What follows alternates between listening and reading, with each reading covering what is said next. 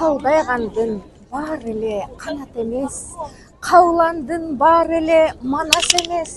Калкын чанган калкынын тилин чанган, кан болсо да кыргыздын баласы эмес.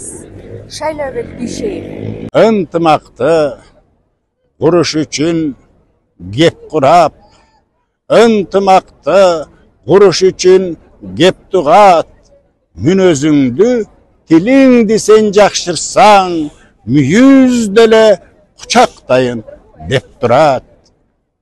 Эркиндиктин түндүгүнө түйүлүп, кыргыз туусун желбиретип бириктик.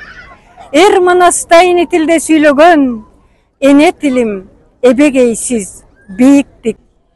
Күтөбүз кучагыбыз кенен ачып, кут келердей сарымай боорсок чачып, кубанычта жүрөгү мекендештин, кудуңдайт деп дил тилдери тазаргансып. Эне тилим эне сүтүм демекчи, кайран энең канекей, зайып заттын паашасы. Акылга дыйкан эң билгич, касиеттүү жан эле.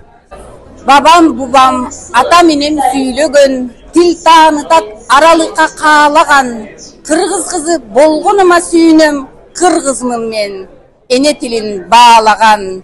Мамлекеттик тил күнүбүз Куттуу болсун.